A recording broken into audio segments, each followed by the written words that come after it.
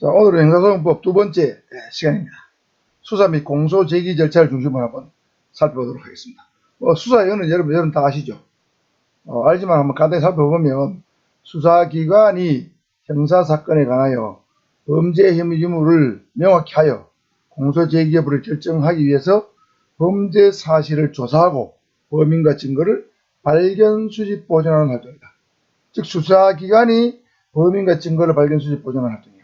그 법원이 어떻게 하는 것은 수사가 아니죠. 또 민사사건에 관해서 뭘 하는 것은 또 수사가 아니에요. 형사사건에 관해서. 그렇죠? 주체 수사기관, 대상은 형사사건, 목적은 범인, 증거를 발견, 수집, 보존하는 활동이다. 증거 수집이라고 그랬죠? 증거 조사는 아니라고 얘기했습니다. 자, 그렇다고 우리나라에서 수사기관은 무엇을 수사기관을 하는가? 크게 보면 검사와 사법경찰관리가 수사기관입니다. 검사와 사법경찰관리. 검사는 여러분 다 알 거예요. 검찰청에 근무하고 있는 검사, 수사기관입니다. 그 다음에 공수처에 검사가 있죠. 공수처에 25명인가 검사가 있어요. 공수처에 근무하고 있는 검사도 검사입니다. 새로 생긴 검사죠. 그 다음에 사법경찰관리는 일반사법경찰관리와 특별사법경찰관리로 나눠집니다. 일반사법경찰관리는 보통 여러분이 알고 있는 경찰관 중에서 수사사무에 종사하는 경찰관을 일반사법경찰관리라고 해요. 이 사람들은 일반사법경찰관리는 수사의 어떤 대상, 수사의 어떤 지역에 제한을 받지 않습니다. 모든 종류의 사건에 대해서 지역을 가리지 않고 수사할 수 있는 권한이 있어요. 그에 비해서 특별사법경찰관리, 줄여서 특사경이라고 불러요. 이 사람들은 수사의 대상이나 수사의 어떤 지역이 제한받습니다. 지역적으로 또는 사건에 관해서 제한을 받습니다. 특별한 사건에 대해서는 할 수 있다. 그래 보시면 됩니다. 그래서 일반사법경찰관리는 사법경찰관과 사법경찰리로 나누죠. 그리고 이 두 개를 합쳐서 관리라 부르죠. 옛날에는 관리라고 그러지 않습니까? 관리가 된다 할 때 관관리로 나눕니다. 관은 예를 들면 경찰에서는 수사경찰관 중에서 경위 이상, 무궁한 게 경위 이상, 그 다음에 큰 무궁 하나, 경무관 이하를 사법경찰관이라고 불러요. 물론 당연히 수사사무에 종사해야 되죠. 그 다음에 검찰에 근무하는 검찰의 수사사무관 5급입니다. 그 다음에 검찰 주사부 5급, 6급, 7급 이런 사람들을 사법경찰관이라고 불러요. 예를 들면 우리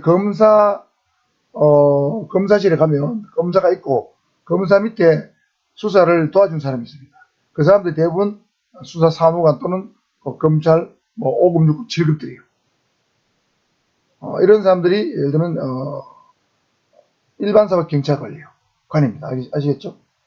그 다음에 순경, 경장, 경사는 사법경찰이라 부르고 검찰청에는 검찰서기나 서기보 8급, 9급입니다. 이 사람들도 사법경찰이라 불러요. 그럼 이 사법경찰리는 사법경찰관의 지휘를 받아서 사법경찰관의 지시명령을 받아서 수사에 종사하는 겁니다. 원칙적으로 사법경찰리는 독자적 수사 개시권이 없고 사법경찰관으로부터 어떤 위임을 받아서 수사에 착수할 수 있습니다. 그 차이가 있죠. 그 다음에 특사경 중에서 법률상 당연히 수사권이 있는 사람들, 교도소장, 출입구 관리소 직원 이런 사람 당연히 특사경이고 관할지방검찰청 검사장의 지명을 받아야만 수사권을 갖게 되는 그런 사람들이 있어요. 그런 사람들이 예를 들면 교도관, 세무공무원, 세관공무원, 군사경찰, 옛날은 헌병이죠. 산림경찰 이런 사람들은 관할지방검찰청 검사장의 지명을 받아야 돼요. 예를 들면 우리 세무서에 근무하는 사람들 중에서도 검사장의 지명을 받은 사람만이 조세포탈 사건에 대한 수사권이 있습니다. 세무서에 있는 모든 공무원들이 특사경이 아니에요. 그 다음 세관공무원 마찬가지 산림청 소속 공무원 중에서 아주 일부만 수사권이 있습니다. 그래서 이제 이런 사람들을 특별사법경찰관리라고 부른다. 그러니까 이 특별사법경찰관리하고 일반사법경찰 다 합쳐서 수사기관이라고 볼 수 있습니다. 예를 들면 우리 경찰 중에서도 수사부서에 근무하지 않고 경무과, 경비과 이런 데 근무하는 사람들은 사법경찰관리가 아니라고 볼 수 있습니다. 아시겠죠? 다음 피의자입니다. 수사기관에 의해서 범죄 혐의를 받아서 수사 대상이 된 자입니다. 그래서 보통 피의자는 범죄 혐의가 있는 자 또는 피해자로부터 고소를 당한 자. 보통 지금 고소를 당하면 즉시 피의자로 봤는데 지금은 사건 독립이 되고 난 이후에는 피의자로 바로 보는 것이 아니고 일단 고소를 당하더라도 예를 들면 이 수사에 착수할 것인지 말 것인지에 대해서 요새는 경찰에서 한 일주일 동안 가접수 단계를 둡니다. 가접수 단계에서 심사를 해가지고 이거는 수사에 착수할 가치가 있다. 그러면 그때야 비로소 피의자가 됩니다. 옛날하고 조금 달라졌어요. 또 수사기관에서 조사를 받고 있는 자, 이런 사람들은 다 피의자로 부르고 또 피의자가 공소 제기가 되면 피고인이 됩니다. 그러니까 피의자와 피고인의 구별의 기준은 공소 제기 여부를 가지고 합니다. 공소 제기 전에는 피의자, 공소 제기 후에는 피고인이 됩니다. 물론 여기 공소 제기는 검사가 하는 것이 99%입니다만은 경찰서장이 공소 제기하는 경우도 있어요. 요거는 직결심판 사건이 있어가지고 직결심판 사건은 경찰서장이 공소 제기하도록 되어 있습니다. 그래서 우리 기소 독점주의 유일한 예외 이게 직결심판 사건입니다. 그래 보시면 되겠습니다. 그 다음에 수사와 개시는 제가 한번 뺐죠. 수사와 개시는 변사자 검시, 현행범 체포, 자수, 고소, 고발 이런 것들도 당연히 수사와 개시, 수사의 단서이긴 하지만 범죄 첩보라든가 있다든가 투서나 진정, 불신 검문, 언론 보도 뭐 이런 것들 전부 다 수사 개시가 될 수 있습니다. 수사 개시의 어떤 단서는 법률에 형사법에 나온 것 외에도 이런 것들도 수사 개시의 단서가 될 수 있어요. 물론 형사소송법에는 변사자 검시, 현행범 체포, 자수, 고소, 고발 이 5개만 형사소송법에 수사의 개시를 할 수 있다고 되어 있지만은 형사소송법이 없더라도 이런 것들 통해서도 여러분 얼마나 수사를 개시할 수 있죠? 언론에 범죄가 나왔던 첩보가 뉴스가 났다. 그럼 그걸 바탕으로 수사를 개시할 수도 있고 안 할 수도 있습니다. 그래서 수사는 제가 말씀드렸죠. 수사기관에 주관적 혐의가 있으면 수사를 개시할 수 있다고 얘기했죠. 다음은 체포입니다. 체포는 범죄를 범하였다고 할 만한 상당한 이유가 있는 피의자를 단시간 동안 일정한 장소에 인치하는 제도입니다. 단시간 동안. 그래서 비교적 장기간 어떤 장소에 인치하게 되면 그거는 구속이라고 부르고 기간이 짧으면 이게 체포라 불러요. 이 단시간이 어느 정도까지냐? 보통의 경우에 체포한 때로부터 48시간 안에 구속영장을 청구를 해야 됩니다. 그래서 청구해야 되니까 일반적으로 48시간 플러스 마이너스 이 정도가 체포 기간으로 보시면 됩니다. 만약 48시간 안에 구속영장을 청구하지 않으면 석방해야 돼요. 자, 그러면 48시간이 체포의 최장 시간을 볼 수 있죠. 만약 구속영장을 청구했다고 치면 청구해서 발부할 때까지 시간이 좀 걸려요. 그게 보통 하루 정도, 내일 정도 걸립니다. 그렇다 보면 그런 경우는 체포에서부터 구속영장을 발부할 때까지 체포니까 그럴 때는 한 36시간 정도 될 수 있습니다. 그 정도가 체포 기간이라고 보면 되겠습니다. 그리고 체포는 우리나라 형사법에는 체포는 3가지 방법밖에 없습니다. 체포영장에 의한 체포, 긴급체포, 현행범 체포 이거밖에 없습니다. 긴급 구속 이런 거 없습니다. 자, 체포는 3가지밖에 없다. 여러분이 잘 알고 있는 건 현행범 체포죠. 이건 다 알고 있습니다. 근데 이 2가지는 여러분 잘 모를 거예요. 이 2가지하고 여기까지 세부적으로 한번 살펴보도록 하겠습니다. 체포영장인 체포는 체포를 하긴 하는데 영장을 받았어요. 무슨 영장? 체포영장을 받아서 하는 체포예요. 여러분 체포영장하고 구속영장은 다릅니다. 단순히 체포를 위한 영장이 체포예요. 체포를 허가하는 영장이죠.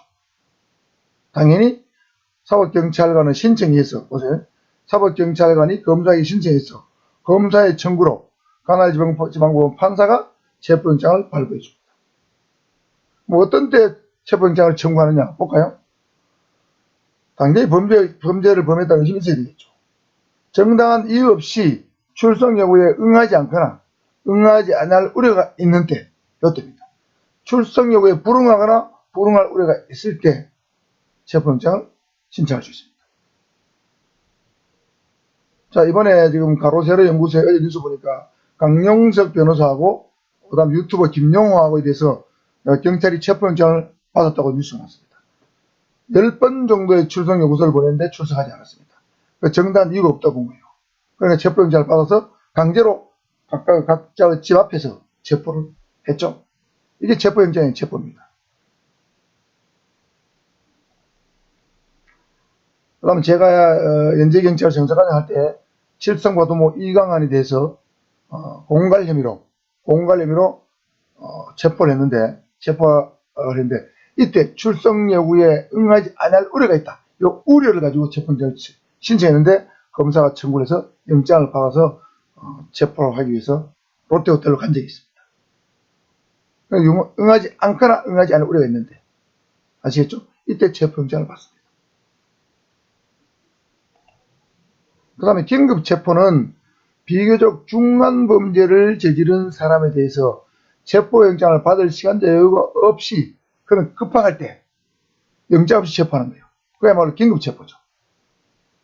좀 더 구체적으로 말하면 피의자가 사형 무기 또는 장기 3년 이상의 징역등에 해당하는 죄를 범하였다고 의심할 만한 상당한 이유가 있고 다음 하나에 해당하는 사유가 돼요. 그 사유가 뭐냐? 피의자가 증거를 인멸할 염려가 있다. 또는 도망하거나 도망할 염려가 있다. 이런 사유가 있고 그 다음에 긴급해서 판사의 체포영장을 받을 수 없을 때는 영장 없이 피의자를 체포할 수 있습니다. 예를 들면 살인범을 우연히 발견했다. 강도범을 우연히 발견했다. 절도범을 우연히 발견했다. 사기범을 우연히 발견했다. 이런 경우입니다. 자, 우연히 발견했는데 영장을 받아가지고는 도저히 체포할 수가 없죠. 어떤 수사의 목적을 달성할 수 없습니다. 그런 경우에 긴급 체포하는 거예요. 여기서 장기 3년 이상이라고 하는 것은 우리 형법의 법정형, 형법에 나온 형으로서 형 중에서 3년 이상의 형에 가할 수 있는 범죄입니다. 예를 들면 절도 같으면 6년 이하죠. 6년 이하 징역이니까 6년, 예를 들면 절도범에 대해서 6년형을 가할 수도 있고 5년형, 4년형, 3년을 가할 수도 있죠. 길어도 길게 3년 이상의 징역형을 가할 수 있죠. 그러니까 예상이 되는 거예요. 사기는 10년이 하니까 3년 이상의 징역형을 가할 수도 있죠. 그런데 뭐 폭행죄 이런 건 안 됩니다. 그 다음에 뭐 과실치상죄 이런 것도 안 내요. 근데 긴급체포 대상이 안 돼요. 실화죄 이런 거 안 됩니다. 그 다음 명예훼손죄 안 됩니다. 명예훼손죄는 2년 이하야. 아무리 세도 2년 이하입니다. 그 다음 모욕죄 안 됩니다. 1년 이하예요. 이런 것들은 긴급체포 대상 범죄가 안 됩니다. 자, 이해하셨죠? 세 번째는 현행범 체포입니다. 현행범은 범죄를 현재 실행 중이거나 실행 직후인 자입니다. 자, 변 실행 직후인 자인데 어디까지가 변 실행 직후인 자인가? 요거에 대해서는 판례를 통해서 살펴봐야 돼요. 예를 들면 교사가 학생을 가혹행위를 했다. 가혹행위를 했다. 신고가 됐다. 그러면 언제까지 이 사람을 현행범으로 볼 수 있겠느냐? 예를 들면 학생에 대해서 폭행을 하고 한 30분이 안 지난 상태에서 학교 안에 교사가 있다. 이런 정도 되면 대체로 현행범으로 보는 것이 우리 판례 태도입니다. 그것까지 알 필요 없습니다. 그런 것들은 순경심이 나오기 때문에 알 필요 없어요. 자, 그 다음에 주운 현행범이 있습니다. 요 네 가지 중에 어느 하나에 해당되면 주운 현행범을 봐서 현행범은 동일하게 영장 없이 체포할 수 있습니다. 자, 주운 현행범 요건 잘 알아둬야 됩니다. 범인으로 호창되어 취업되고 있다. 예를 들면 소매치기범 있죠. 소매치기범인데 소매치기범이 현장에서 이탈해가지고 상당히 도망을 갔어요. 도망을 갔는데 지나가다 보니까 어떤 아가씨가 저놈 잡아라 내 가방 소매치겠다 그런 말을 하면서 막 쫓아가고 있다. 그러면 범인이 호창되어 취업되어 자죠. 이거는 주운 현행범이니까 영장 없이 체포할 수 있습니다. 작물이나 범죄에 사용되었다고 인정함에 충분한 흉기 기타 물건을 소지하고 있는 자.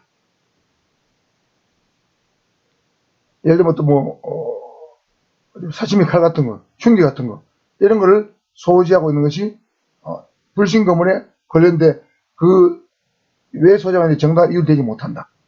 그럼 이거는 주은 현행물을 볼 수 있습니다. 작물을 소지하고 있다. 예를 들면 금반지를 다수 갖고 있는데 이거 이선하느냐 물었을 때 제대로 이유를 대지 못한다. 그럼 이거는 주은 현행물을 볼 수 있습니다. 신체나 의복에 현저한 증거가 있다. 예를 들면 뭐 살인이나 상해 사건이 터져가 경찰이 출동했는데 현장에 범인이 없습니다. 그래서 그 주변을 막 탐문하고 수사하고 다니다 보니까 어떤 사람이 옷에 또는 손에 막 피가 많이 묻어있고 손이 막 상처가 막 심하게 나있다. 칼에 찔린 자국 같은 거. 이런 게 있는데 당연히 어디로 가느냐? 누구냐? 왜 상처가 나냐 물으니까 답을 잘 못한다. 근데 그 현장에서 크게 떨어진 곳이 아니다. 그럼 이거는 주은 현행물을 볼 수 있는 거예요. 현저한 증적이죠. 현저한 증거, 현저한 흔적이 있는 거예요. 누구임을 물음에 대해서 도망하려 하는데. 자, 이게 제일 문제입니다. 야, 너 누구냐? 경찰에 못 가라 일반인 물었는데 도망하려 한다. 이것만 가지고 주은 현행물 본다. 이거는 상당히 자칫하면 인권침해 소지가 발생할 수 있는 여지가 있는 조항입니다. 그렇지만 어쨌든 현재 형사법에는 누구인가 물었을 때 도망하려 하는 자도 주은 현행물 본다는 거죠.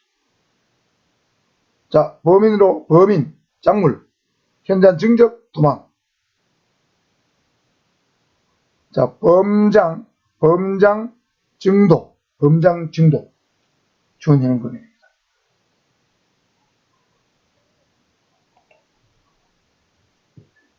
다음은 구속입니다. 구속은 아까 말씀드렸지 수사기관이 판사가 발부한 영장에 의해서 피의자를 비교적 장기간에 걸쳐서 구인 구금하는 거예요.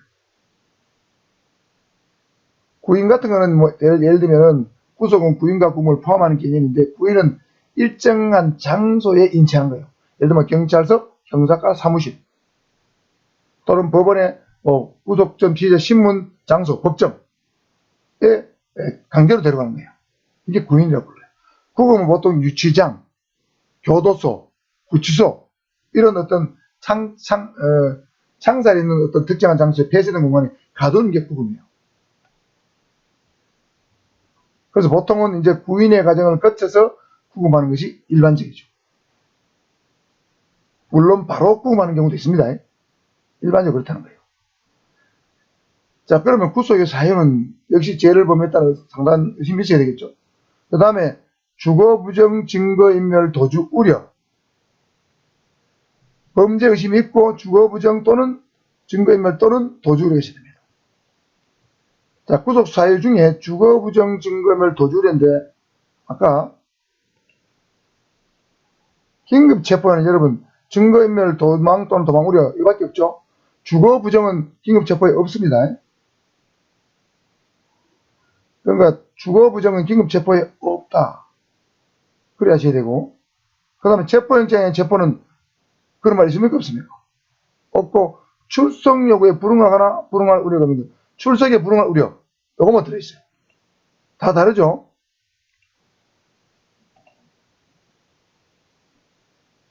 자, 구속은 주거부정 증거인멸 도주려. 긴급체포는 주거부정이 없습니다. 그 다음에 체포영장은 이거 없죠? 출석에 불응하거나 불응할 우려 요거 없지 않습니까? 요거에 다 달라요. 잘 구별해 두셔야 됩니다. 다음은 수상 인신구속입니다. 여러분 교재에 있습니다. 피고인이나 피의자의 신체의 자유를 제한하는 대인적 강제처분, 산업이라는 강제처분, 그 사람의 의사에 반해서 할 수 있는 강제처분이 체포와 구속이에요. 그래서 아까 말씀드렸지 체포는 체포영장인 체포, 긴급체포, 행무체포 세 가지가 있고 그 다음에 구속은 반드시 구속영장에 의해서만 구속할 수 있습니다. 체포영장에 의한 구속 그건 없습니다.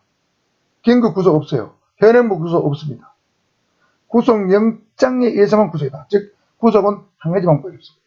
구속영장을 발부받아서 그 발부된 구속영장에 의해서 구속영장을 집행하는 것 그밖에 없습니다. 그 다음에 체포영장엔 체포를 통상체포라고 불러요. 가장 보편적인 체포 방식이에요. 통상체포, 긴급체포, 현행범 체포를 했을 때는 검사가 48시간 이내에 판사의 구속영장을 청구하면 됩니다. 이거 매우 주의해야 됩니다. 자, 48시간 알아두시고 구속영장을 청구하면 되지 발부받을 필요 없습니다.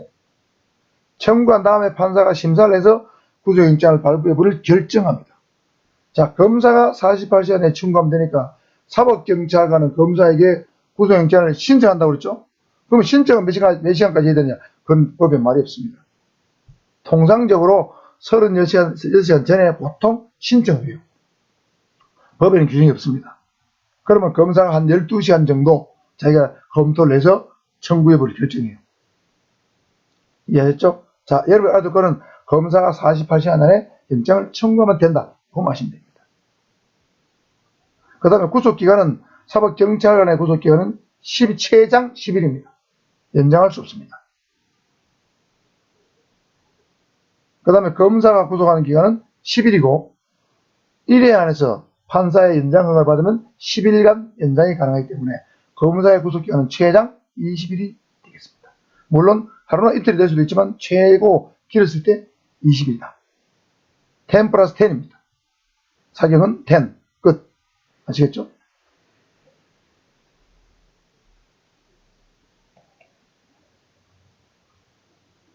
다음은 구속영장을 청구받은 판사가 피의자를 직접 신문하여 구속 후 사유를 판단하는 절차를 구속 전 피의자 신문 또는 구속영장을 실질심사 제도로 합니다. 자, 이 개념 확실하게 됩니다. 구속 전 피의자 신문 또는 구속영장 실질심사 제도 또는 영장 실질심사제 같은 말입니다. 자, 구속영장을 청구했죠. 청구하면 판사가 구속영장 실질심사에서 피의자를 언제 데려오러 오라고 지시를 합니다. 그러면 보통 경찰관이 피의자를 직접 데리고 법원에 갑니다. 영장 실시하는 법정에 데려가요. 거기서 판사가 피의자를 보면서 직접 묻습니다. 이것저것 물어요. 범죄 사실에 대해서, 자백하는 거 여부에 대해서, 그 다음에 가족관계, 친구관계, 도망할 염려가 있는지 없는지, 주거가 있는지 없는지, 그죠? 이런 걸 물어봅니다. 그 다음에 피의자를 돌려보내고 자기가 검토를 해서 구속영장을 발부 여부를 결정합니다. 보통 오전 10시에 실질심사를 한번 하고 오후 2시에 실질심사 한번, 하루에 보통 2번 정도 실질심사가 있어요. 그리고 영장 발부 여부 결정은 보통 그날 저녁 한 6시, 7시, 8시, 9시 전후로 발부 여부가 결정됩니다. 일반적으로 그렇습니다. 다음은 수사기한에 의하여 체포 구속된 피의자에 대하여 법원이 그 적법 여부와 구속의 계속 필요성을 심사하여 위법하다는 경우에는 피의자를 석방시키는 제도를 체포 구속 적부 심사 제도라고 한다. 자, 요것도 알아둬야 됩니다. 체포 구속 적부 심사 제도, 보통 줄여서 구속 적부심이라고 불러요. 체포의 적부심도 있고 구속의 적부심이 있는데 체포의 적부심은 매우 드물고 구속 적부심이 99%예요. 그래서 그냥 구속 적부심이라고 불러요. 자, 그러면 영장 실질심사 제도하고 구속 적부심의 차이는 뭐냐면, 이거는 구속되기 전에 이루어진 절차고, 이거는 구속된 다음에 또는 체포된 다음에 이루어지는 절차입니다. 확실한 차이가 있죠? 그래서 보통 이거 구속 적부심사를 심사를 신청하려면 구속된 이후에 사정 변경이 있어야 돼요. 예를 들면 피의자와 합의가 되었다. 그렇죠? 공탁이 되었다. 이런 사정 변경이 있으면 보통 적부심을 신청을 합니다. 이해하셨죠? 체포 적부심을 청구한 사례는 우리 박근혜 전 대통령 그 사건, 국정농단 사건 있을 때 그 결정적인 제보를 했던 고영태 이 친구가 예를 들면 2천만 원을 받고 어떤 세간의 고위직 인사에 개입했죠. 그걸로 인해 가지고 수사의 대상이 됐을 때 출석 안 했습니다. 그러다가 이제 어디 출석 여부를 조율하고 있다가 체포영장이 발부돼 가지고 체포를 했습니다. 체포를 했는데 이때 체포 적부심을 신청한 적이 있어요. 그런데 이제 법원에서는 이 적부심 신청을 기각하면서 체포는 적법하다고 판정한 적이 있습니다. 그리고 고영태가 체포 적부심을 신청한 사례가 있다.